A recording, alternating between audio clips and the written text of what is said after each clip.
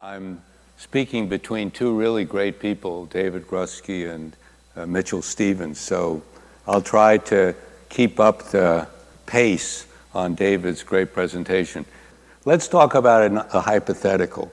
Let's talk about a hypothetical that we really want to improve the infrastructure in a country.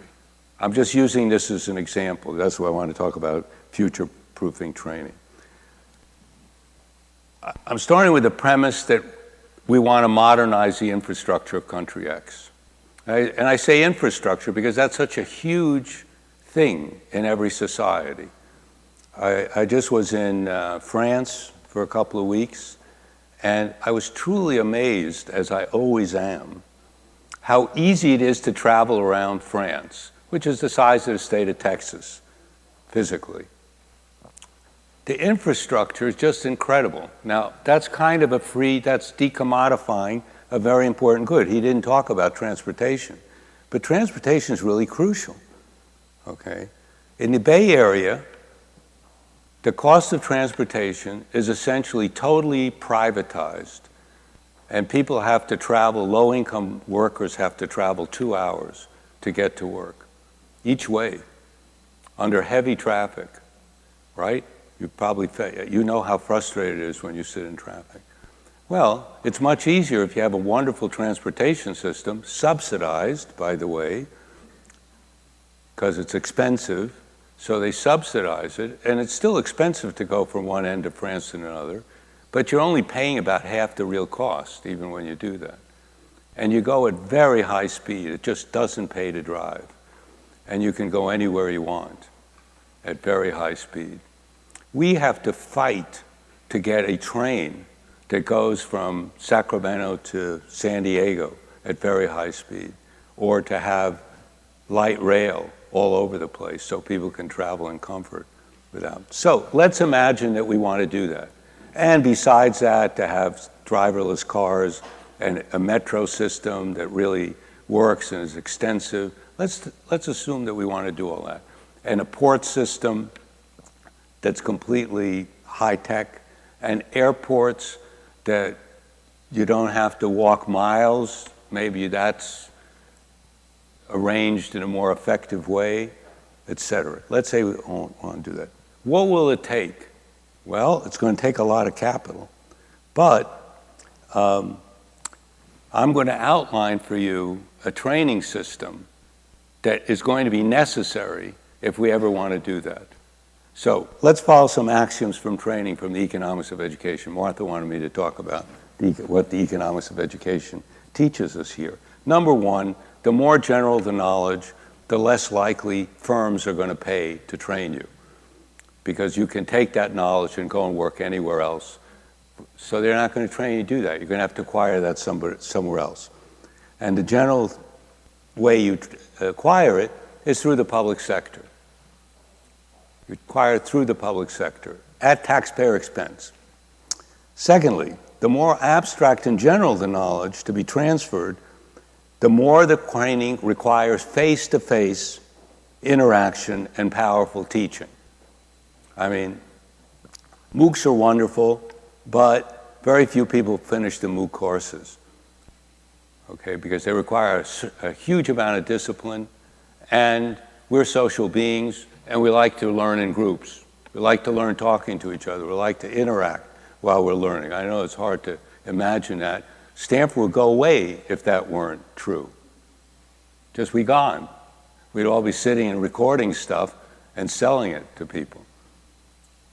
But that's not the way it is. And the proof of the pudding is that most of the executive training is done face-to-face. And there's a reason for that. In any case, this kind of face-to-face interaction is axiom number two. Axiom number three, the more specific the knowledge to be transferred, the more the expertise can be taught in direct contact with the technology. So the more specific the knowledge, like let's say I want to teach you Excel. Well, I can do it online. You don't need the kind of knowledge, the more general abstract knowledge that's required. that we have to do face-to-face. So the more specific, so here's some examples. Flight simulators for pilots. Much better than my sitting and trying to explain to the pilot how to fly a plane. Because that's very specific knowledge. You got to do this, you got to do that, and we got to train them to do it. Or computer courses to teach Excel. So here's some general axioms for vocational education. We know that in the context of market economies, vocational education, preparing workers in secondary for specific jobs, has not been very successful unless the vocation is one that just is booming at the time, and you can actually go right from the school into a job and use that knowledge right away. Because specific training depreciates very quickly. General training does not depreciate very quickly. I still remember stuff from my undergraduate training, the general stuff, like mathematics and stuff like that. I may not know specific, I may not remember exactly how to solve a circuit problem, but I at least remember how to do I can do differential equations. Okay, so this is just a fact of the matter that specific knowledge deteriorates quickly, so you have to use it right away. Vocational education that's focused on specific knowledge better be for jobs that you can use it right away. So specific job preparation is therefore much more successful when it's done in firms, training people, already employed workers to do on equipment that they're going to use right away, or in training institutions which are linked to firms to train their workers to then go back and do certain kinds of jobs. So it's the fact that they use it right away that's really important, and that it's actually specific to the equipment or whatever they're going to be doing. So if you don't use that Excel training right away, and believe me, I know this because I have been trained and have done a lot of programming, and I lose that programming knowledge very quickly if I don't start using it right away. Okay, now, of course, the logic behind the programming, I know that, and I can relearn it, but it's very, very important to keep this in mind, because a lot of vocational training is just a waste of money because people are trained for jobs that they can't get right away instead of being trained in general kind of knowledge that they can use on a wide variety of tasks. The other thing is that you have to use the new technology and be trained on it. You got to use the technology that you're being trained on. You got to use it. So you got to have trainers that actually know a lot about that technology, and you have to have the technology for them to train you on it. Now, let's talk about preparing executives to move into the next generation of technologies and beyond. So developing the infrastructure for the 21st century requires, first of all, big system knowledge to decide on what the overall transportation and communication complex should be a generation from now. And then you need the subsystem knowledge needed to bring in the most effective solution for various components of that. So how should executives be prepared to make these decisions, and where should they get the training needed to be effective decision makers? Well, so although much of the infrastructure system is privately run, it is logical and likely that the decisions about modernizing and optimizing the system will come from the public sector. In other words, these are big macro decisions. So they're not going to be made by individual firms for the most part. I mean, it's true that Elon Musk is trying to set up a system to basically take us to Mars. But the fact is that this is in the absence of a public sector that should be doing that. I mean, those decisions should not be made by Elon Musk. Okay.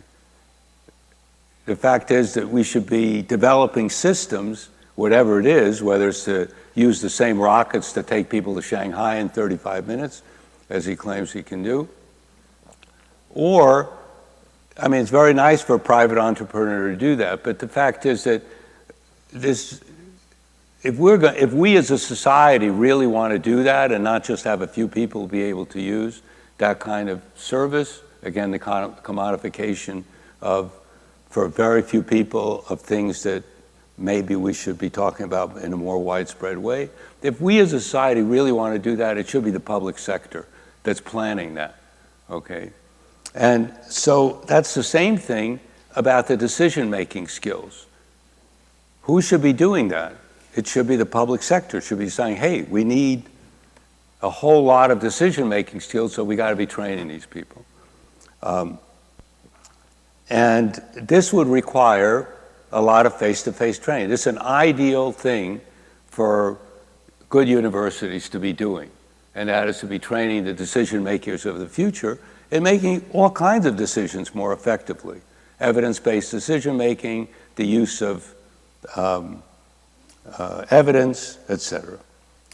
Engineers, similarly.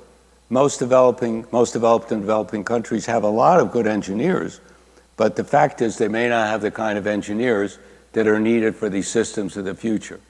And then the question is, where should they be trained? Transportation or communication and energy systems, as they become increasingly complex, a whole new generation of software engineers and computer system security experts will be needed. Where are they being trained? Who is making the decision to try to train those decisions to things? A lot of the way we train the engineers of the future is in fact based on federal research, like at Stanford. So in other words, the federal government is willing to sponsor certain kinds of research. For example, DARPA basically helped subsidize the training of a lot of people that became the future software engineers that developed the internet, expanded the internet, et cetera. So that was based on federal decisions of in which directions we want to go. Now, unfortunately, a lot of it was based on defense spending, but some of it had very high payoffs. For example, the fact that rockets needed to have, instead of electricity, tubes, those tubes shook and broke as the rocket went up, the filaments broke, so you needed solid state devices. So we got the solid state devices based on military needs that ultimately became very cheap and serve as our communications, all the communications electronics that we have today. So these are wide, big decisions that have to be made. And back in the 60s, a lot of these decisions were being made on national consensual ways that we did this. And it doesn't seem that this is happening anymore because of the attack, frankly, the attack on government as a useful instrument for making these kind of societal decisions. Okay, we're just leaving it to the random work of private companies, and private companies are not going to do anything in the short run that doesn't generate profits pretty quickly. These kinds of decisions are not things that are going to generate profits very quickly, or if ever. But they may, for other purposes, generate a lot of growth in profits. And the technicians, this is where they should be probably trained by the suppliers of the technology. So in other words, once the technology is developed, these technicians should probably be trained by those suppliers because that's the most advanced technology, and that's, as I said, that they should be trained on that technology by people that know how to use that technology. And in this case, virtual training can really work. In this case, virtual training can really work. So those suppliers can develop virtual training for all kinds of technicians on new technology. By the way, these are general. I'm talking about infrastructure here, but it can be about anything that we really decide to do as a society. So this should be left, I think, largely to the private sector. after the decisions are made of the kind of technologies that need to be developed. So,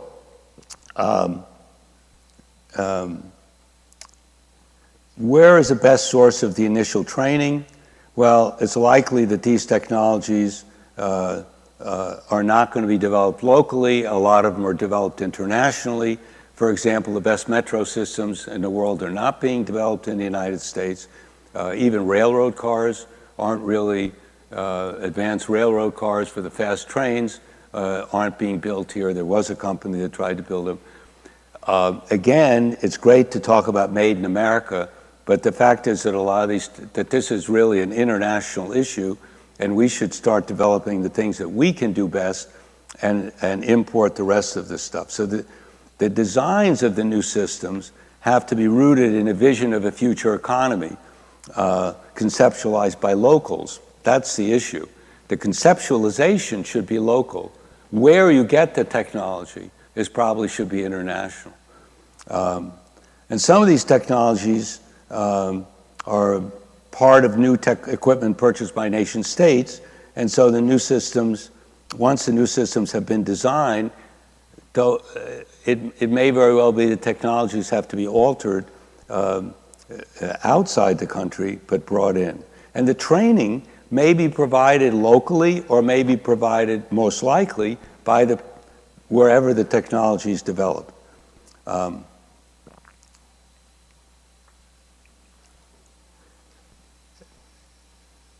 All training at all levels has to be designed on the basis of greater interaction and improved learning.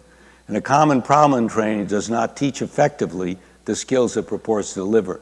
And we really know a lot more about how to train people effectively and how to educate people effectively, and we don't use that knowledge generally. We don't train our teachers generally as well as we know how to train them. We don't train our university students as well as we know how to train them. We know just a lot more about learning sciences and learning and engagement and how to teach, but we don't bother to train the trainers or the teachers in ways to be much more effective. And it's a very interesting issue of why we don't do that. Okay, now in specific training, even in specific training, we can be better at conveying how to teach people specific skills more effectively. We know how to do it. And it's very interesting why we don't do it. It's for the same reason that David's talking about. We know that how to basically reduce poverty. We know how to do it. Other countries do it. We don't do it. Why don't we do it? We have to ask, why don't we train people better? Why aren't we investing in better training? It's a very interesting question. I don't have completely the answers, but I think answer number one is that we don't care. We just don't care. I mean, when you have a technology, you don't want to use it. And, by the way, one of the reasons that we don't care about it is because there's not a profit to be made on it very easily.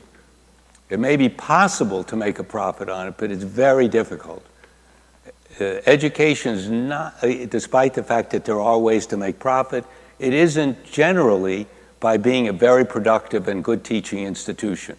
The profit-making institutions are not terribly good at that.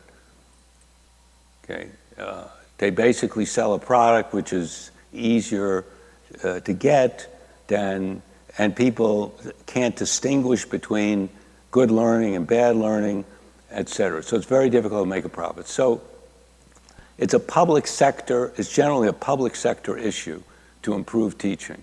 Now, even Stanford doesn't invest a lot in teaching. I've been teaching here a long time. I never was told I have to take a class on teaching. Neither when I first came and even when I was here for 10 years, even when I got bad ratings in some classes, I never got called in and said, you know something, we have a class for you to take and you must take it. Now, I'm required to take a harassment course every 2 years because that's a state mandate, but I'm not required to take a course on how to be a good teacher, taught by someone who really knows how to teach. Now, I went and got advice myself about becoming a better teacher, and by the way, it was really effective. 3 hours. I learned 6 things to do to be a better teacher. I immediately applied them, and it worked. Now I know a lot more about it than before because I'm involved in some projects. But the fact is, to improve teaching. But the fact is, we have to ask ourselves why we don't do this. But it's really important in all of this stuff that we have to make our teaching more effective. And I don't have time. I think I have 1 minute or something. 1 minute? Yeah, okay. The Stanford Lemon Center, now here's a plug, see? I'm going to give you a little advertising plug. The Stanford Lemon Center, which is a center on Brazilian education, has spent 2 years developing and implementing a syllabus for Brazilian universities to train mathematics teachers, and an innovative way based on teacher education program, Stanford, which, by the way, is really excellent. It's a small program, but it's really excellent. It's one of the top 3 or 4 programs in the country. There are good programs in the country in teacher education. We have one of them. And we have trained 60 teacher educators in universities and in one state government to deliver our program to teachers in their universities and in-service programs in the state. And we're now adopting that program for more states and municipalities in in-service training. I have watched we did the 20 hours in 4 seminars, 20 hours of training, and I have watched ordinary Brazilian university professors who teach teachers be transformed in 20 hours of instruction with them, not to them, with them, and modeling the behavior that they're going to have to do in the classroom. I've watched that. It's not that expensive per teacher to do that, and yet its impact is tremendous. So I think we know how to do it, and I think we can do it throughout the teaching system, in universities, in vocational education centers, wherever. I've watched adjunct professors in San Jose State teaching engineers, okay? The one I saw was just terrible. Terrible. I can't imagine how the kids could stay awake in that 1 hour class. I was filming it and I almost fell asleep. So the question, and it was something that I actually was interested in and I still couldn't get. But so why that person had not been taken and given a course of a couple of days of how to be a better teacher is beyond me. So we have to do that. And we also have to do things in teams. The world of the future is a team. It's team everything. Everything will be done in teams. These are complex systems. These are complex technologies. People have to work together to solve the problems. And working together to solve problems actually creates better solutions than working alone. And we know all that. The same with teacher training, the same with everything. Doing things in groups because you're going to be teaching kids in groups. Today's world, in fact, probably was never a world in which people did things just individually. Our emphasis on individuality is fine in terms of all kinds of stuff, but it's not fine in terms of solving problems. And yet we're cast on our own to solve problems that are very complex in our daily lives and certainly in our work lives, and we shouldn't have to do that. We should have a team mentality to do that. Now, part of the team mentality might be to equalize the system more, okay, to make sure that everybody gets something out of the system that's valuable and good. Okay, so I'll leave it at that.